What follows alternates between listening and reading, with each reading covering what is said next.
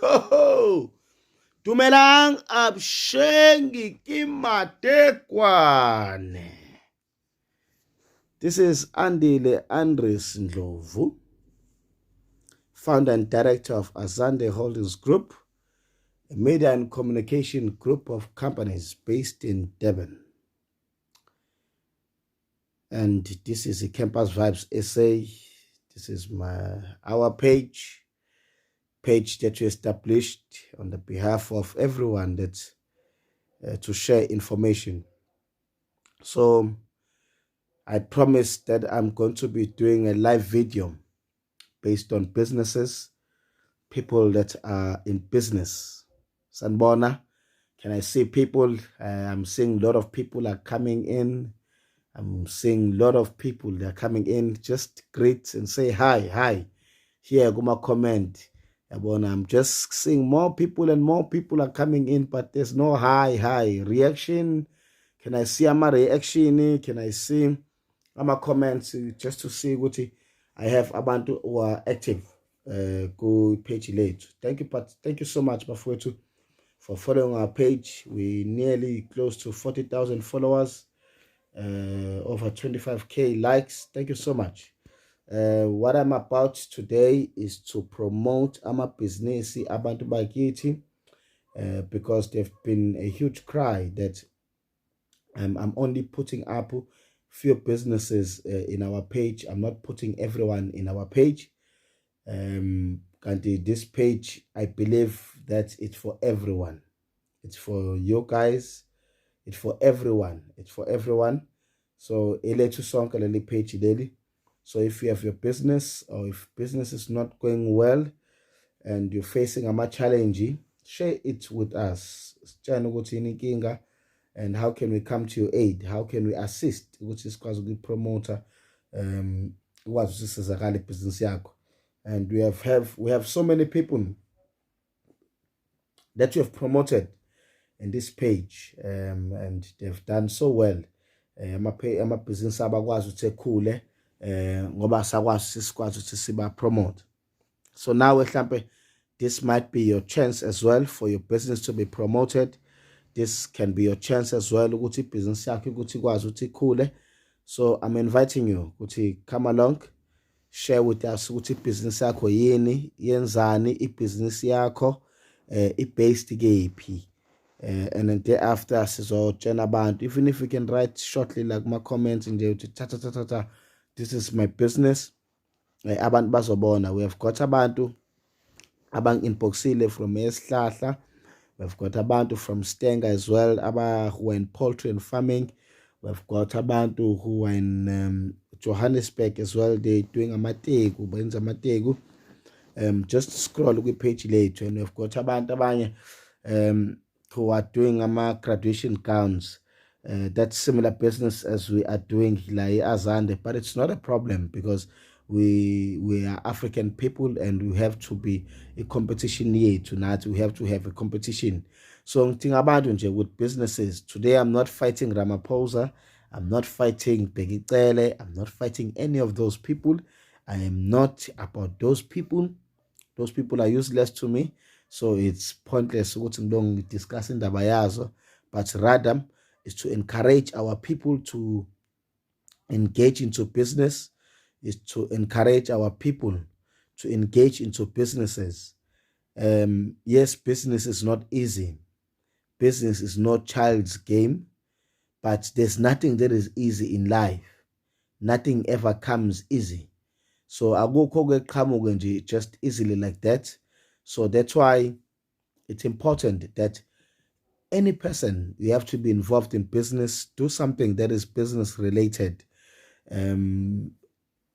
It can be having a property to let. You can have a small tuck shop at home.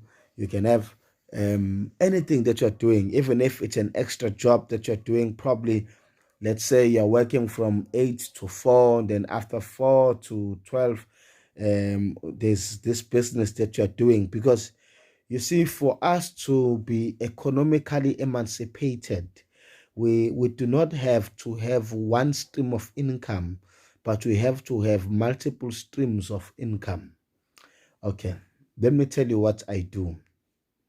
I am a photographer. I have a business in photography. I also go and work if I'm called. I have a contract as well with a particular institution. I am a worker there as well. I have a business, I'm a worker, and also I do side jobs. And I do another business based on selling accessories. So streams and multiple streams of income are very significant in this particular time that you are living in, because this time that you are living in is very challenging. It comes with a variety of challenges, especially financial challenges, because imali ayikho, that's a fact. There's no money. So kwayilaba banemali eyaba kuyona yethu. So if wena une chance yokuthola leyo mali oyitholayo on a monthly basis, then try to multiply leyo mali leyo, but not ukuthi nje kube imali le esalayo kancane ibe kuleyo mali leyo. Uma ukuthi uhola 12,000 or 18,000, then you're expecting 18,000 every month, then you're going to find a problem. Ngoba that 18,000, before it even comes to you by month end, you would have already spent it. We do not need that. Ngoba leyo nto leyo, it ends up making us die early because of stress, depression, being stressed ngey'kweletu. Kanti if ukusabantu thothi unani unebhizinisi ngala, uyasebenza ngala, wenza lokho kunye ngala, then in that way we have multiple streams of income. Then if we have multiple streams of income, then it's no worry about money. Even if you know that month end your money can come, you still have some money.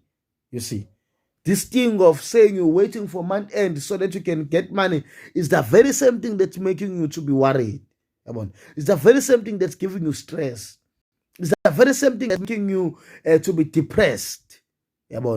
So we need to have multiple streams of income so that it's so wise to be financially fit, so wise to be able to stand kuma situations ahlukahlukene. Thina indle emnyama, we only do one thing, we only have one stream of income, and then that's it. Lo nto iyasilimaza. Lo nto iyona enza ukuthi abantu begcina behambe olutha lapha. I understand ukuthi there are no jobs. I fully understand that. And I understand ukuthi to raise capital to establish a business is not easy.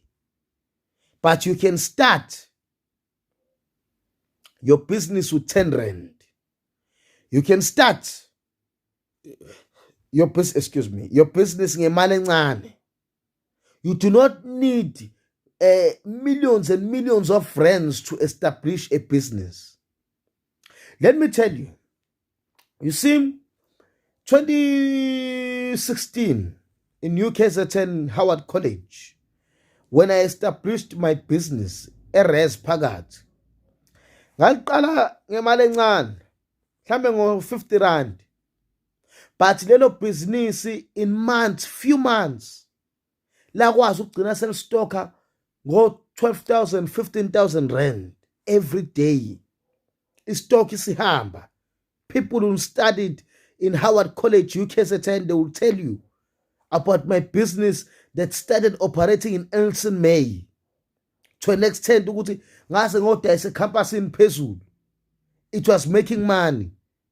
So, and 10,000, 15,000 rand, it's nothing leyo. But I'm telling you about a business that I started for how much? 50 rand. I bought a packet of chips, lama chips of 50 phakathi, ne 20 kakwai. And then I started. Took the same profit, bought more. To an extent that by the end of the year, yes, it's stocker to go 15,000, 16,000, is effect 20,000, selling stocker every day. So what I'm trying to say to you guys is that you do not need multi-millions rands of money to establish a business. You do not need to go to a particular institution to study how to run a business. You only need your brains and your hard work. You need yourself as a support structure as well. Then ukwazi ukurun a business and to also believe ukuthi kukho konke engikwenzayo there's going to be light. You do not need imali eningi.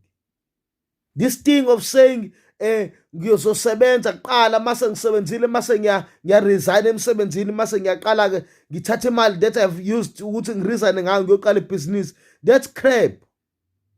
In that way you are risking. Yes, business is about risk, but you can't say you are going to work your whole life and then the pension money that you are getting, your pension, then you are going to go and establish a business. What if you lose? Then you'll be poor for the rest of your life. Kanti if ama youngsters, youth as a South Africa, even if you're a graduate, even if you have 3 degrees, go to the streets at the nearest place ngakini, go and sell. Mina I'm a graduate with multiple degrees, but I go in the streets of Verelem Langasekhaya, I sell. Ngimemeze ngathi I'm crazy in my head and sell. Because I know what I'm doing. I know business. I understand into enyenzayo. Business is not about what people are going to say. Business is not about ukuthi abantu bazocabangani ngawe. Business is into la ikhanda lakho ukuthi wena, what do you really want? What do you want to achieve? You don't need offices. You don't need fancy offices to have a professional business. I'm telling you, I started my business for 50 rand. But that business was able to multiply to an extent ukuthi yagcina ikwazi ukuthi ngibe nezincwadi esikoleni. They will tell you abantu engafunda nabo e-university, Howard College. Even while they will comment about Jen. I have a textbook through yona over 500,000 rand now. I'm speaking of that business in there was we can. The same business that I started for 50 rand. There was your equipment and a camera of over 230,000 rand.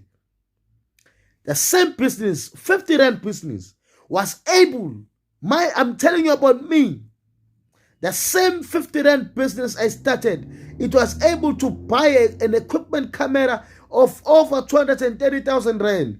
It had a business textbook as well of over 250,000 rand. That's 500,000 rand in Kurmanga. But it started with 50 rand. When I lost everything, ngafika ngiluze yonke into university, ngilahlekelwe yikho konke. Ngaye Ensign May 2016 ngafika ngahlala khona ngakhuluma noMam Grace. I was doing my honors at that kulo nyaka loyo. Kahamba ngohlala Ensign May. Kanti mengihlala Ensign May imali enganginayo eyikhona it was 50 rand. Angingena ngishamabhodwe. Ngishawe impilo ngihlulekile. But when I came back with that 50 rand that I had, I was able to work hard. Uzukwazi ukuhlanganisa izinto, ngakwazi ukuhlanganisa ibhizinisi lami, yakhula ibhizinisi yami. Lakhula nebhizinisi lokushutha. Lakwazi ukuthi igcina selingithengela imoto. Today I'm telling you from experience. Yabona. I have cars. Imoto encane, I've got ama-BM imoto, I've got imoto ngakwazi ukuthi nginama-office ngiyasebenza. I'm telling you about business ukuthi the power in the business ukuthi iyakwazi ibhizinisi ukuthi iyenzeke. Angiqalanga ngo-100,000, angiqalanga ngo-1 million. Even that business linabantu elibaqashile abasebenzayo as we speak. Yabona. I have employees in my business. People abangisebenzela abasebenza ebhizinisini. What I'm trying to say is that you do not need imali enkulu, multi-million of rands to start and establish a business. You only need yourself in order to. Sorry about that. Ngicela ukufunda ama-comments bafethu. Abantu kade besenda ama-comments. Just a second. Ningaphumi sisakhuluma. Uyamazi uDerek Nzimande ungumphathi wami manje uthi nanifuna naye eHoward College. Derek, yes, I know Derek. Isosha lelo. Isosha lelo Derek. That's my leader. Those are the people that sasabalaza nabo labo. Those are the people abangaziyo in New KZN. If abantu they can tell you in New KZN bengigijima nenqola eHoward College. Ngitshela ngebhizinisi ka50 rand. Eyakwazi ukwakha into ezingaka. So ngiyanikhuthaza abantu bakwethu ukuthi we have no one else to depend on ourselves. That's very important. I'm pretty sure you have seen what happened in Phoenix. I'm pretty sure we are seeing what is happening with our government. My main focus is not on our government, it's not on the Phoenix massacre, but I just want to tackle those. You can see what is happening in our country. And on what is happening into our country shows ukuthi as black people, we do not have anyone else to depend on unless singadependeli kuthina, singabhiliveli kuthina, singa-establish izinto kube ezethu, have our own businesses, have our own clinics, have our own banks, have everything that belongs to us.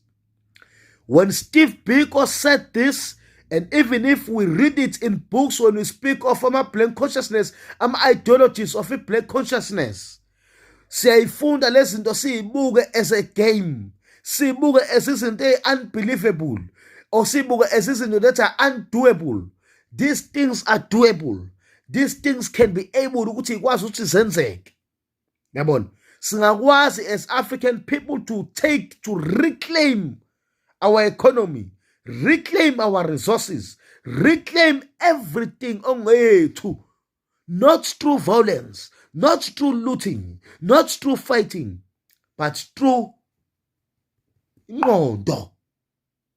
Sidingisonisa ingqondo, sidinga isibindi nokubekezela.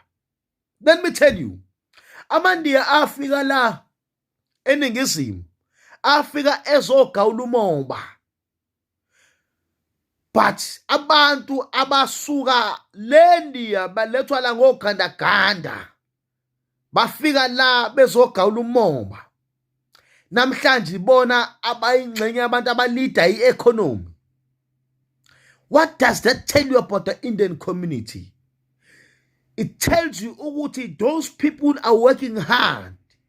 Not that I'm applauding Indians, no, but I'm speaking about the business mentality, not the shooting mentality. I'm speaking about the business mentality.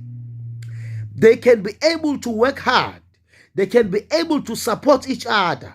They can be able ukuthi bekwazi ukuthi besizane bebodwa bekwazi besupportane. Nathi into esidinga ukuthi sikwazi ukuthi siyenze leyo siyindle emnyama. Sisupportane, sikhulisane, sigadane. Sikwazi futhi nokuthi sibelivele kwinto esiyenzayo. Singacanga ukuthi into esiyenzayo idinga amamiliyoni amakhulu noma i-recognition enkulu noma ama-sponsorship. That's where we get it wrong as well. That the business that you are doing, it requires some sort of sponsorship. Yabona, once you start waiting for sponsorship, then you will be lazy to work hard. I-sponsor fanele sikufice ngendlela. Inoma yini fanele kufice ngendlela. Some of the people did not go to study kuma-university. Wathi anginayo imali yokufunda. Omunye wathi ngifuna uqale ngithola ibhasari ukuze ngikwazi ukuyofunda. Then that's wrong. Try. Ngena university uyofunda ungena ungenayo imali yokukhokha khona. Ube neyokuregister kuphela. Okunye nokunye kohlangana ngendlela. So kukanjalo nangokwebhizinisi. Qala kancane. Mase uyakhula, okunye nokunye kuzohlangana ngendlela. Ungathi usadayisa kanjalo kuqhamuka umuntu othi I can offer ukukusiza ngalokho. Uqhamuka omunye athi I can offer ukusiza ngalokho. So udinga ukuthi ubelivele into oyenzayo. Ukholele entweni oyenzayo. Ubelivele entweni oyenzayo. Phela. Awudingi imali eziningi. Awudingi amamiliyoni amabhiliyoni. Believe on what you're doing. Commit yourself on what you're doing. You'll see ama-fruit ezokwazi ukuthi wazale. You'll see ama-fruit.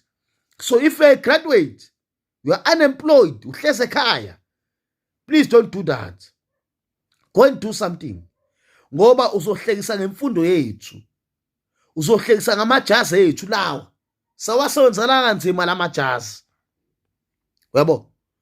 Ingqondo must not be ukuthi izoba at work.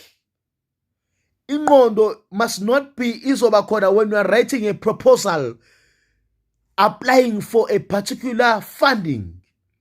But ingqondo must be here kuwe nokuthi there's always a beginning. Yabona uShoprite ngoba uyilento iyona. There was a day la the owner of Shoprite sat down and said, I'm thinking of starting this particular business. There were times the owner of Shoprite wayethi mawuqala waba nama struggles, wahlukumezeka kwaba nzima. But that is story akwazi ukuthi esixoxe esisho. So for wena ngoba uthi ufuna ibhizinisi, ufuna uqala inkampani, noma ufuna imali ezinkulu ezokusiza, then which story are you going to share? What are you going to share? How are you going to tell us about the hardships you encountered?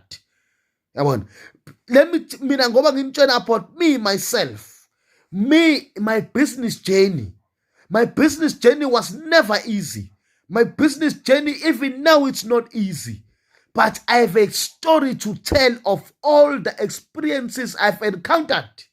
And those experiences were able to groom me, were able to mold me and mend me to understand the dynamics of running a business. Starting a business from nothing, from 50 rand, to building a business ukuthi likwazi ukuthi libe worth imali, likwazi ukuthi libe nezinto, libe neimoto, company cars, offices. That's something. From nothing to something.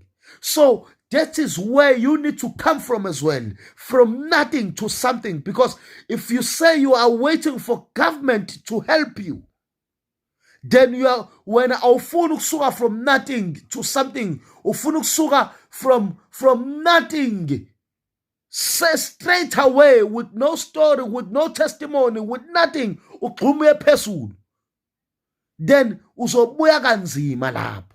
Udinga ukuthi wazi ukuthi mengenze iflow enje, how do I fix it? You need to learn from your mistakes. Ibhizinisi lifana nempilo. It's like an everyday lifestyle. You make mistakes in life, you learn from those mistakes, and then you do not do it again. If ukuthi uhambe lapho washiblika, mase usuhamba kwesibili uzobheka phansi, uzowenza sure ukuthi uba careful la uhamba khona ngoba ukowawa la udlule khona. So the business life is like that as well. You learn as you go. And if you do slip by any way, you take that as a lesson, as a lesson, so that in future you do not undergo the very same thing. So I'm encouraging graduates, I'm encouraging South Africans, I'm encouraging anyone and everyone who's following these social media platforms that it's not over with your life. It's not over ngempilo yakho. It's not over ngawe. You can still do something about your life. There's something great within you. What is great within you? It's your mind. What's great within you? It's your spirit that is in you. What's great within you? It's what you can do that others cannot be able to do. You can be something. You can do something. Don't give up on your life. Don't give up on your dreams. Thank you, Mr. Mnumzane, SP Mpanza. Thank you. This is powerful. I'm grateful, Baba. Thank you. It's just that angifisa abantu belahle ithemba ngeimpilo zabo. Don't give up on yourself. Don't give up on your life. Yabona? Do something. Have multiple streams of income. Have a business as well. Noma kuthiwa uyasebenza, do a business, but have multiple streams of income so that uzokwazi ukuthi ube umuntu nawe. Graduates, don't give up. I was disappointed to see graduates going to loot. I can't blame them. It's the state of the economy. But despite the state of the economy, kukhona ongakwazi ukukwenza as a black South African youngster.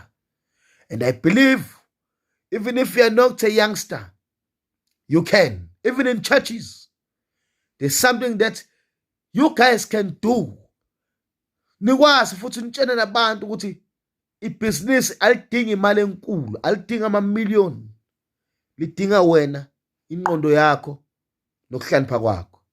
So please, ningisendele amabhizinisi enu. I'm still waiting for abantu ukuthi bengisendele amabhizinisi abo.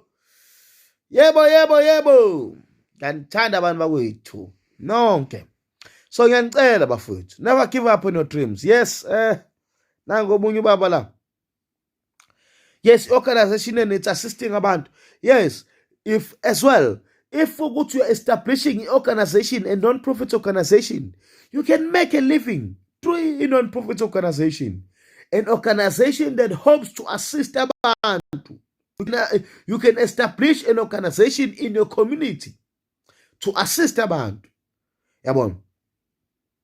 Once ibhizinisi li-assist abantu, liyakwazi ukuthi i-organization assist abantu, masikwazi noku-applyela ama-funding.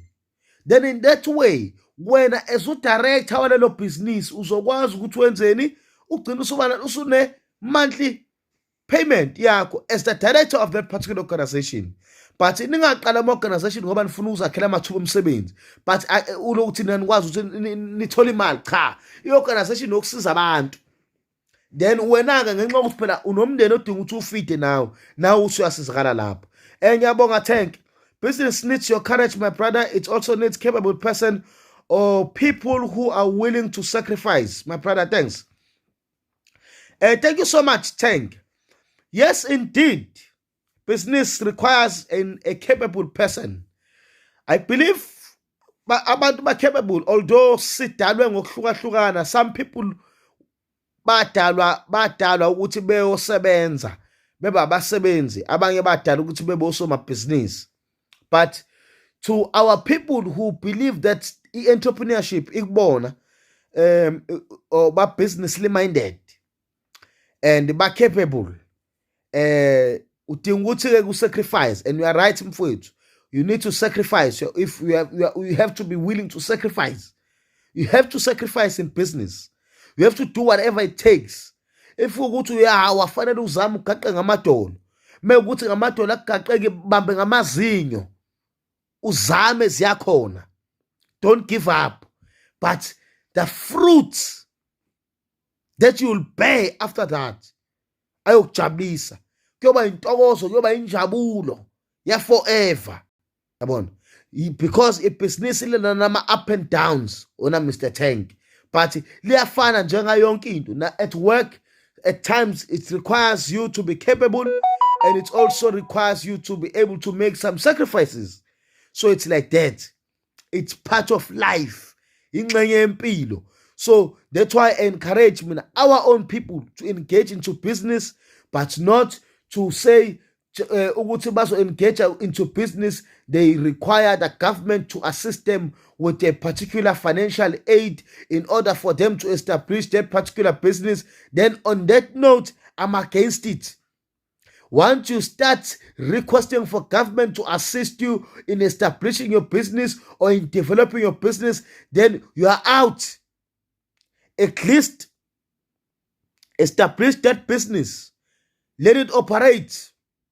Then perhaps you can call that particular institution and tell them that this is what I've started. This is what I've done. This is how far I am now. Can you assist? Not that you come and say, I've got this particular business idea I want to establish, but I don't even have imali ukuyiqala, or angifuna ukuyiqala kodwa ngidinga imali ukuyiqala. Start it. Mayisenhlizweni yakho. Do it. The rest will follow. Ayingagcini la. Because once you constantly talk about it, you won't do it. I believe in actions than words. Because so many people can speak, but actions are something different. So we need abantu abazokwazi to sacrifice for businesses. We think abantu abazokwazi to be capable ukurun amabhizinisi. Sidinga abantu futhi as well abazokwazi to be committed emabhizinisini. Tina, we are here to support abantu. I'm here to support abantu. I'm here to support black businesses. I'm here to support black economy. I'm here to support abantu, umuntu othi mina umuntu omnyama. I want to grow my business. Even this page, when I established it, if uzohamba uyofunda about Walo, about the page, it's basically about sharing pivotal information, promoting businesses of abantu. So the core of this page in particular is to promote business abantu bazane besupportane, so that we establish our own economy as African people. Because if thina sizoqhubeka kanje singabi ne-economy yethu, sizoba nomona kakhulu, sigcina siyodlova lapha njengendlela kade kwenziwa ngayo, siyothatha into zabantu ekubeni singakwazi ukuzenzela into zethu. Nezo into engishoyo, we can be able to do it. A black man is capable. A black man can do it. This thing of business is not about skin color. This thing of business is not about ethnic group. This thing of business is about umqondo. It's about commitment. Yabon. It's about commitment. Yabon. It's about ukuthi abantu bekwazi ukuthi beyicommit, beyimisele. Mawuyimiselile wayenza into yakho. Even if at times you don't sleep doing it. Even if at times kunzima kanjani, do it. Yabona, zimisele kuyona. Umvuzo wakhona, injabulo yakhona would be something else. So, yancela bafowethu, we need abantu that are going to be working hard. Abantu abazosebenza kanzima, people that are not going to be dependent. Yabona. We need to take izinto back kube ezethu. Zibuyele lapha kithi. Kube ezethu. Zingaphathwa ondlebe ikhanyela ilanga. Ngoba ima izinto sikondlebe ikhanya ilanga sinenkinga. Ngoba siba dependent kubona. There's a picture I saw on Facebook. I even shared it on this page. There's this white man.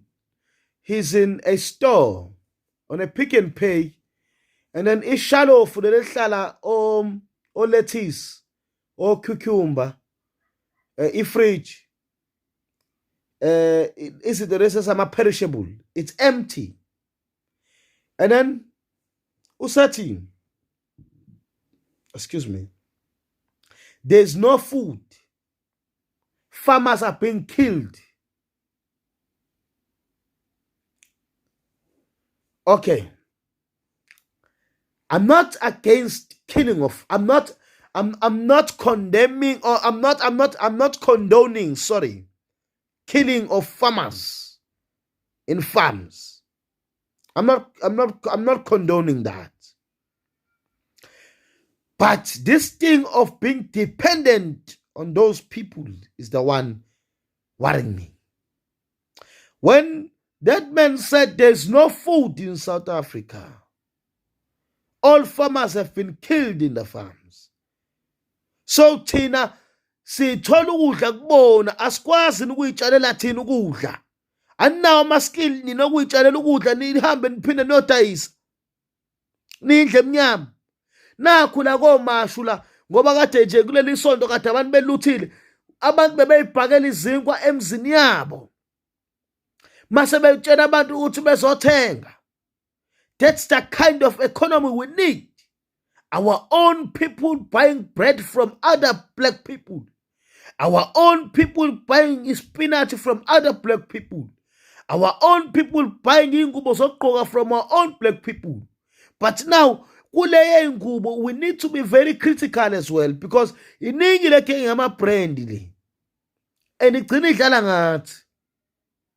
Isidayisela izinto eziwu-low quality at a big price. Equality has to be there as well. Even if we are a black man, we are operating as a black man, yes, we want to support you, we have to support you, but equality matters as well. It's important to produce equality. Even umsebenzi owenziwa, it's important ukuthi unike abantu a professional service. We have to support each other as black people. We also need to support each other. Yes, we have to support each other, but we also need to keep equality. It's pointless for me to support you, yet go in Goboyako for 3 days and is messed up. It's pointless for me to come and support you. It's pointless for me to support you.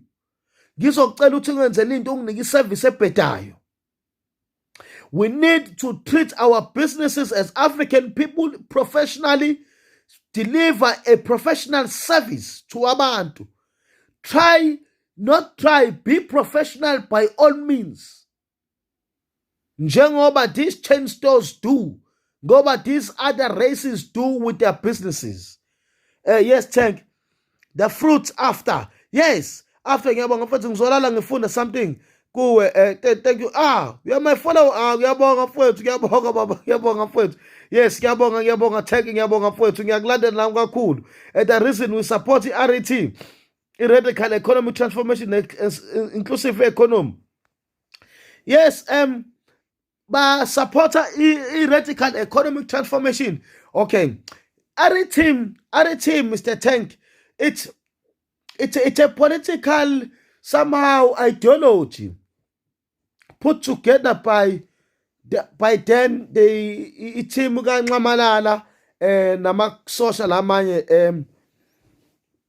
It's an ideology similar to the ideology of Biko, where he says our own black consciousness. So I believe ukuthi nayo RET ideology, but the ideology is nothing without implementation. Yabona? So implementation is very pivotal. So that's why even we can speak of black consciousness, but we can't have our own people, the stewards of black consciousness. But behamba bona beyophakamisa ama institutions that are white owned. That's why we can't have ama communist promoting equality, but finding them as well wearing ingubo zo 60,000, 100,000. Then lapho a conflict of interest where contradiction. So similar to RET as well, radical economic transformation, it's a process. Yes, Messi establish ama-business ethu silandela yona i-theory noma i-ideology of radical economic transformation, but nayo idinga siya kuma-grounds ayo ajulile ngoba ifuna sibuyele kuyona nakuhulumeni. Kufana nayo black consciousness iyasidinga ukuthi sibuyele vele kahulumeni.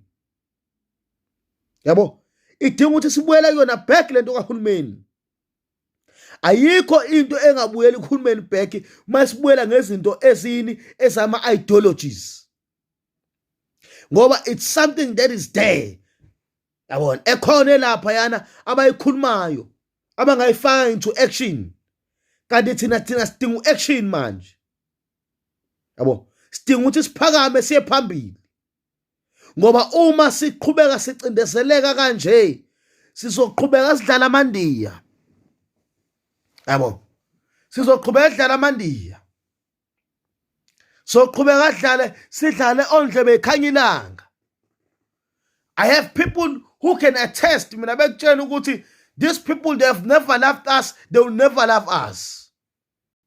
So why should we constantly go and beg them, whereas we can do it? Yabona. So mina ngifuna ukutshela umuntu omnyama ukuthi ayikho into ongeke ukwazi ukuyenza empilweni yakho. Wena ungakwazi ukukwenza.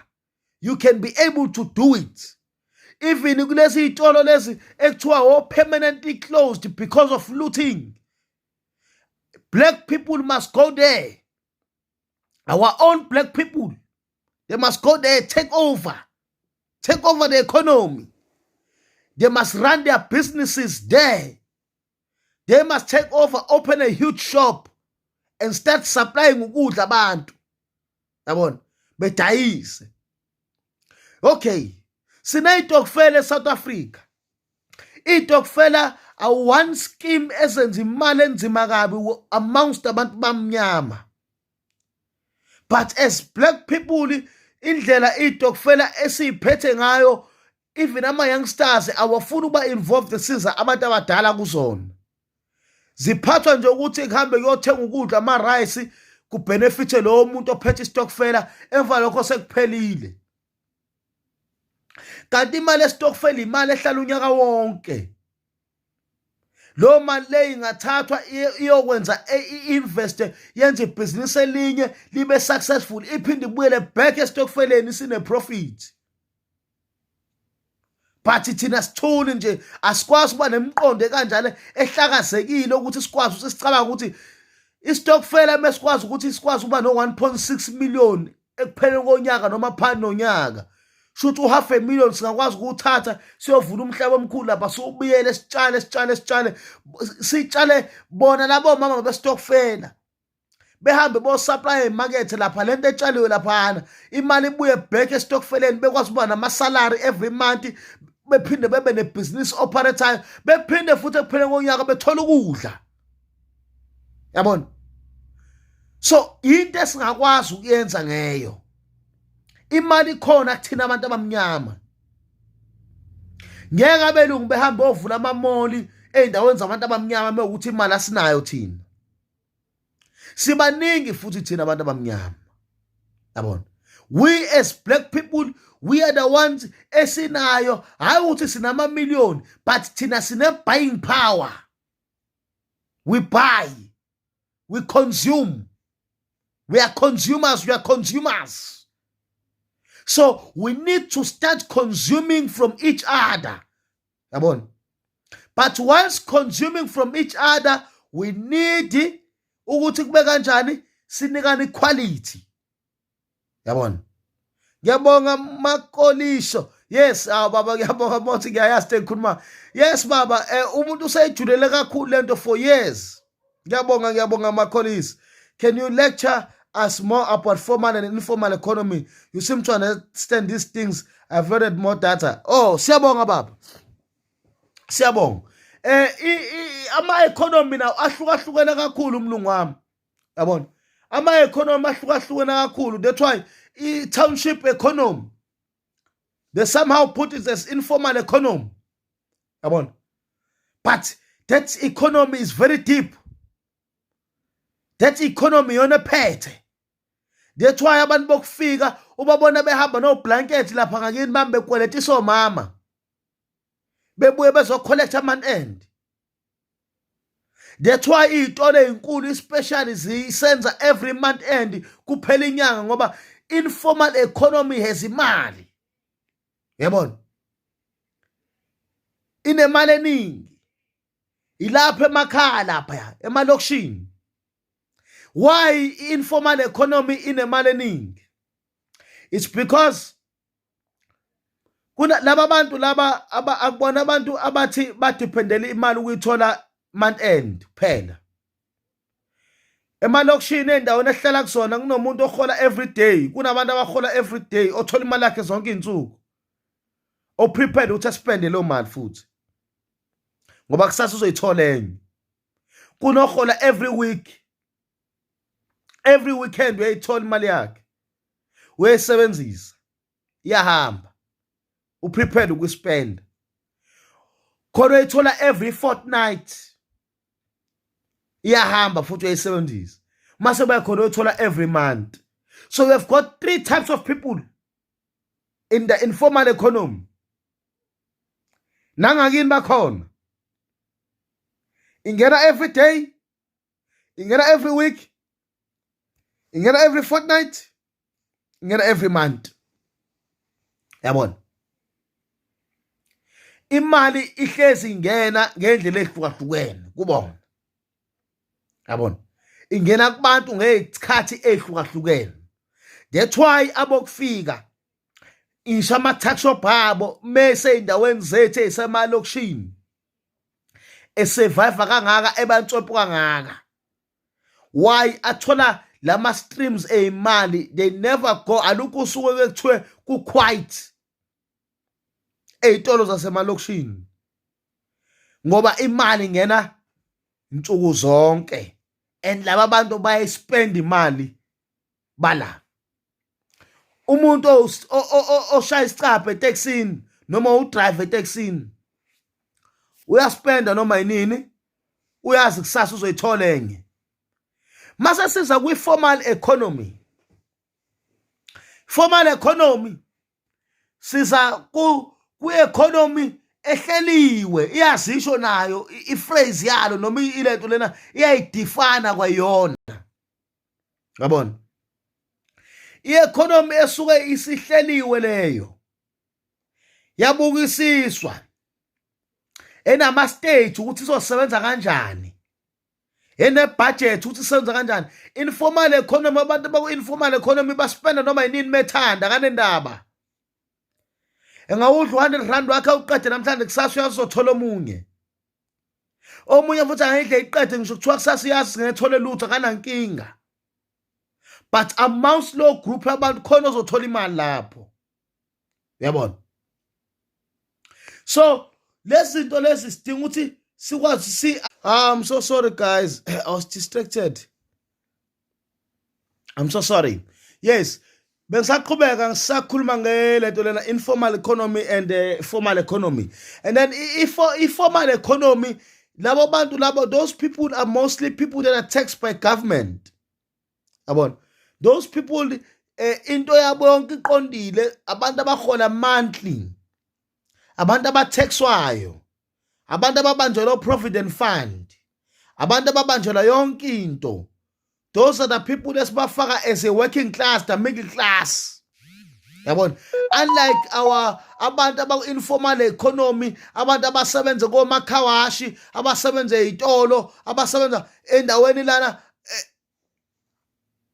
ongazi angazi ngichaza lento, into yakhona ngokuyipredict, uyezwa ngishoyo. So ikanjalo ke lento, indlela esihlukanisa ngayo lezi zombili. Formal economy, those people are registered, those people who have ama benefits, government is getting something in return through labo bantu, yabona.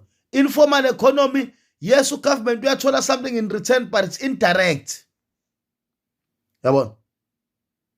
Le ka formal economy, it's direct.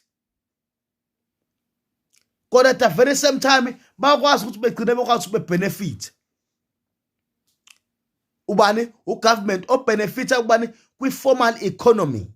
I-formal economy idila kakhulu with indawo lezi lana ekwazi ukubanjwa khona ama-taxes, ukwazi ukuthi kube nama-records, ayonke into leyo dila nayo. But mina ke engikhuluma ngawo kakhulu ke lama classifications ka formal economy and informal economy, kwayiwona lo ma classifications okusclassifya abantu kanjalo, iwona sidividayo kwayiwona. Uyanizwa into engishoyo?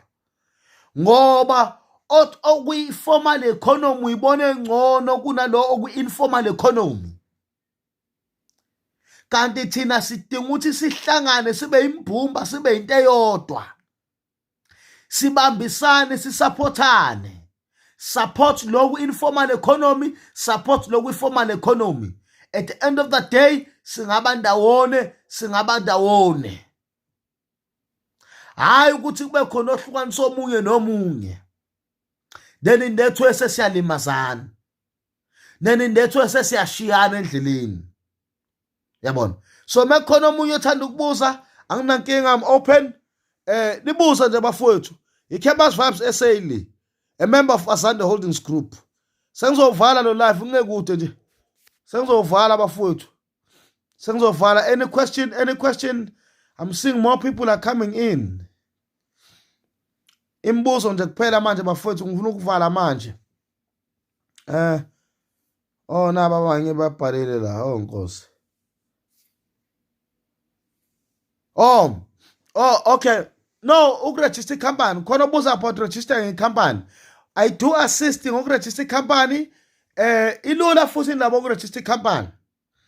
Uya ku-website ka-CIPC, Company and Intellectual. Uhambe uvule i-account lapha ya online. Uvule i-account mase u-reserve igama, ku-50 rand uku-reserve igama. After uku-reserve igama mase uya-register company yakho. 200 rand, 170 something, yeah. Usune company usabuya hamba wenza tax clearance kasazi. Xa usuyenza na online tax clearance, then you sort it out. You have a business, uhamba wenza i-business account, then usuyahamba uyohlanganisa i-paperwork uyoyifunela ibhizinisi uma ukuthi ufuna ukwenza la ususenzela i-branding, uzenzela ama-logo, uzenzela marketing, into ehlukahlukene.